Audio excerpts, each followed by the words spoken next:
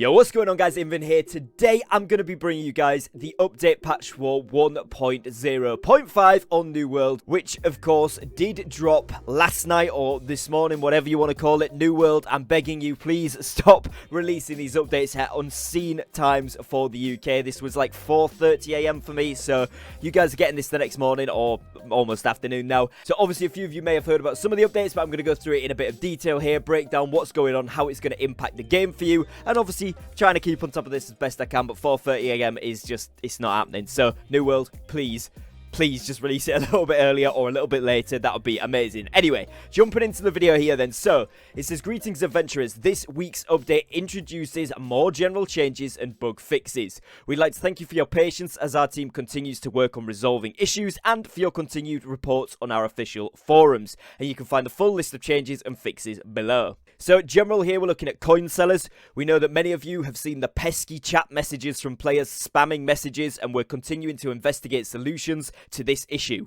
We discovered that many coin sellers were creating new characters and transferring money to other accounts. To combat this, we have banned and suspended many of the reported accounts. Thank you for your reporters and players spamming chat.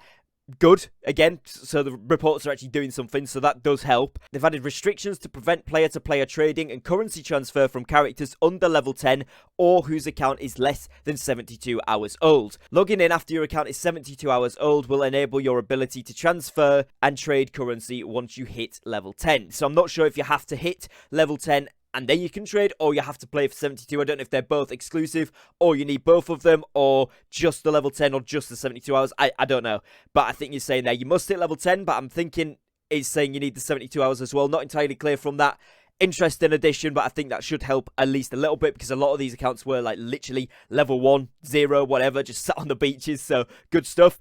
Redistributed coin values from some of the early quests to later in the main story questline, keeping the total amount of coin earned the exact same, just delivered in quests slightly later. So interesting. If you know, you're trying to earn that coin to maybe join a company, if there's a coin limit to join, or if you're trying to buy and sell things early on and you're a legit player, it could be a little bit annoying. But if they've just moved it from like level 8 to level 12, then it's not so bad. And obviously, we can still all get on with that absolutely fine. And additionally, they have trading post usage will be restricted until new characters accept the introduction to trading post quest in their first settlement. I think that's a nice sort of introductory kind of requirement, if you like, to make that work actually a little bit better. So I do like that one.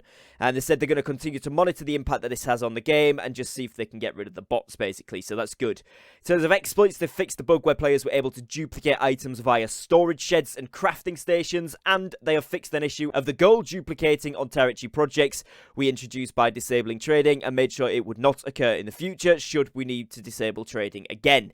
Now, a little bit worrying. Should we need to disable trading again? Hopefully they don't. Obviously, we don't know what bugs are going to come up, and obviously new introductory updates seem to just kind of have a chain effect, which is just the way that coding goes, unfortunately. But not the most confident statement should we need to disable it again. Obviously, they're just covering their backs if there is a possibility, but fingers crossed this is fixed now, because obviously this should have sorted out all of those issues with the day before today's update where they kind of re-enabled trading. In terms of combat then, we've got a few updates here, which is Livestaff Orb of Protection. So this one removed the small AoE effects that were triggering on pass-through from every hit of the basic version of Orb of Protection. So for those of you that don't know, Orb of Protection is basically the one that gives you like fortify and stuff, and it was just going through enemies and triggering when it should have been when you hit them directly, so that's good. And it does need to be upgraded 3 times to actually give that fortify and stuff, and it was just giving it to everybody kind of as soon as you had the ability on, which is a little bit odd, so I'm glad they fixed that. And it also says that the AoE will no longer trigger on pass-throughs from the Aegis upgrade. It will now only trigger on impact against enemies/objects now, which is good stuff. This is really, really important here. What the next thing they've done is reduced the attribute respec coin by 60% and reduced weapon mastery respec Azoth cost by 75%. So essentially, massively increased the fluidity of the game in terms of switching between PvP and PvE, especially now we're seeing Outpost Rush where you're getting, you know, 120, 150 Azoth per run and 220 to 360 gold per run, and these are taking 15, 20 minutes on average. Very, very cool addition. I really, really like this. Now, particularly with some of the points that are coming up about the weapon switching and things, really, really good addition. And I think this is going to be super, super useful for those guys that are doing both PvP and PvE actively every single day, trying to min-max that and get pushing past those time, you know, trying to clear dungeons faster, trying to clear elite zones more efficiently, and then also wanting to impact PvP like respectively and do well there. This is a fantastic change, something I have been gunning for from day one, so really happy with that. They've reduced the coin cost of chisels by 20 to 50% depending on the tier. Again, really good, so you can make keys a lot easier. This next one is an interesting point they've put: to encourage competition in Outpost Rush, we have slightly reduced the coin and Azov rewards of the losing team, which is interesting. It will be interesting to see how much that is, because the disparity generally wasn't between whether you lost or won, it was generally your placing in the game and your impact and score. So that will be interesting to see. But also now, if you come first overall in the lobby but you lose, if you're going to get less stuff, not sure if that really works out, but we'll see how it goes going forward. I'll test it, try it before I complain, so don't shoot the messenger just yet.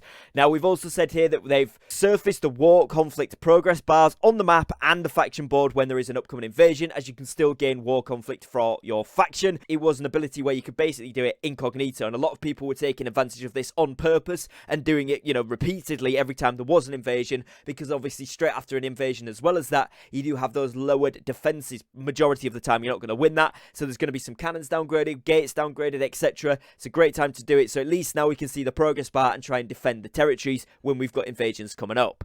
Now, they've also done identical weapon equipping. This is a huge point for every player in New World, particularly those of you that were machine gunning those fire staffs and life staffs.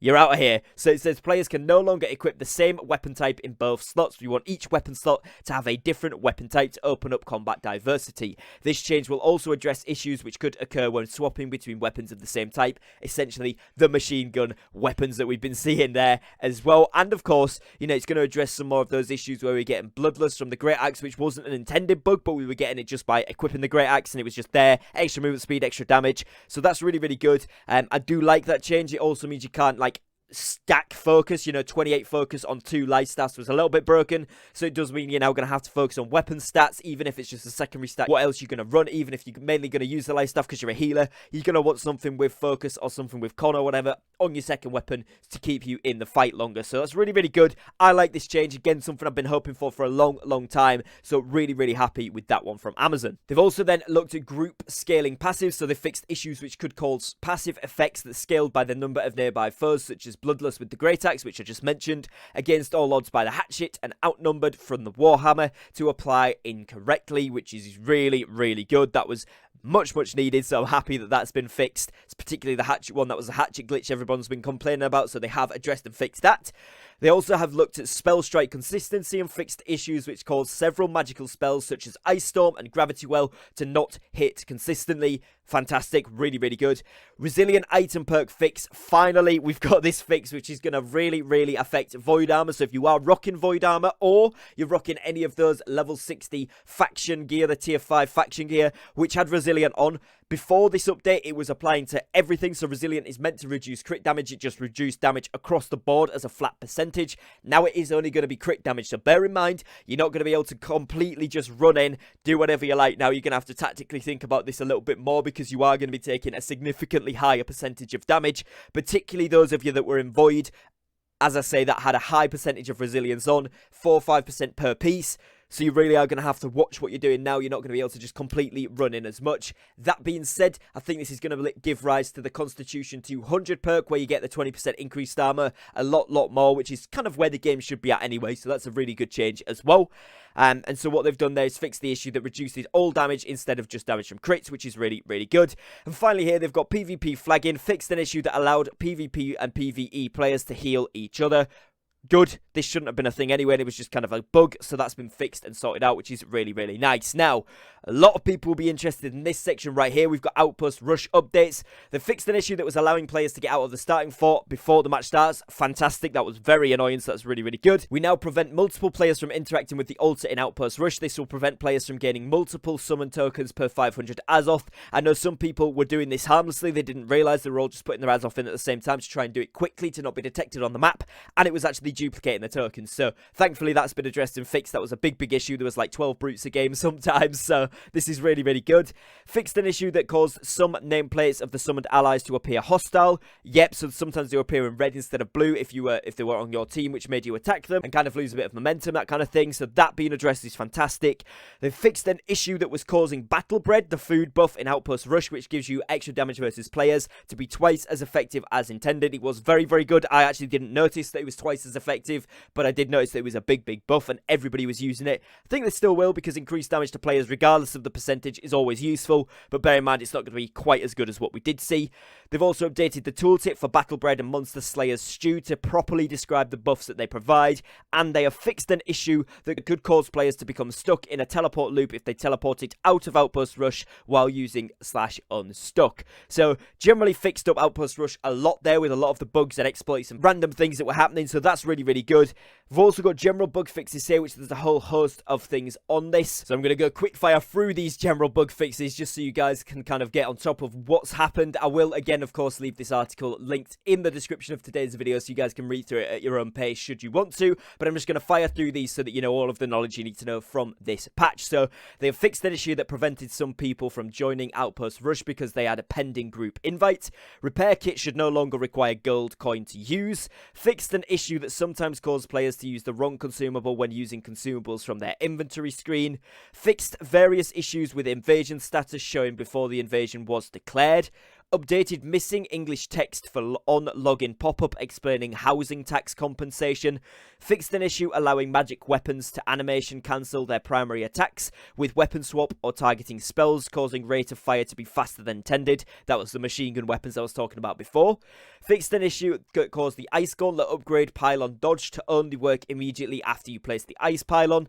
Fixed an issue that could cause player to lose their house while offline during maintenance. In a future update, we will be reimbursing the players who encountered this issue. Exact details around the reimbursement will be found in the corresponding update notes. Fixed an issue where AI duplicating and stacking spawns during the quest Shivering Timbers. Fixed an issue that allowed players to initiate a server transfer if they were in the tutorial. Fixed an issue causing trading posts to become unresponsive or delayed. Improved server performance with large number of players congregating settlements. Fixed an issue that caused some territory influence to not be properly recognized when lots of players turned in PvP missions simultaneously. Fixed an issue causing some player titles to be shown as uninitialized. Fixed an issue where players could become stuck while fishing with lag. Fixed the UI notification for landing in a hotspot while fishing. Fixed the localization issue where bonus crafting percentages for tools were displayed as 0 for non-English languages. Fixed the time in Europe to properly account for the change from CEST to CET. And fixed an issue preventing gear score to increase past 589 from drop rewards. So before you could only get drop rewards to increase your gear score when you go up to about that 589, 590 region from dungeons and of course like Outpost Rush. Now it will actually be drop rewards that will increase that past that point up to that 600 high gear score watermark, which is really good. Also, they've got a couple of speculative fixes here, which is basically they implemented a change to help us dig into the timed out while waiting for server to describe world issue, and added a fix to reduce occurrences of this issue whilst we continue to investigate. That's something that they think they've fixed with the rest of the stuff, but they'll keep an eye on during the rest of the time in New World.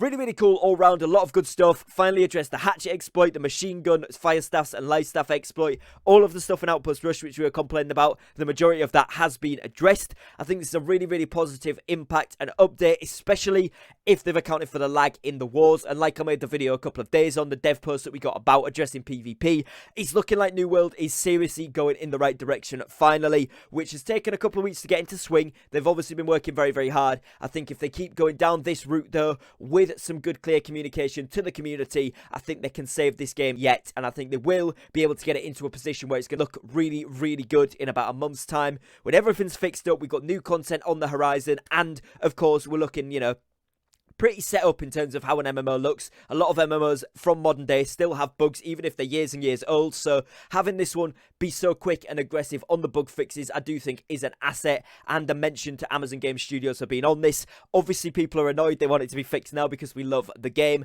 but in due course, this will all be sorted, and it's looking like it's strongly going in the right direction. So it's a very, very good update. Very happy with this. Let me know what you guys think of it down below in the comments. What do you think of all the changes here? Are you happy to see them? Is there stuff that they've missed that are kind of a priority for you? Let me know that down below in the comments. Other than that, if you've enjoyed today's video, make sure you drop a like on it as always. If you are new to the channel, make sure you drop a subscribe. I'd love to have you here as part of my channel community. I do upload every single day, so having you here for that would be absolutely amazing. And other than that, guys, as always, thank you very much for watching. Take care and peace.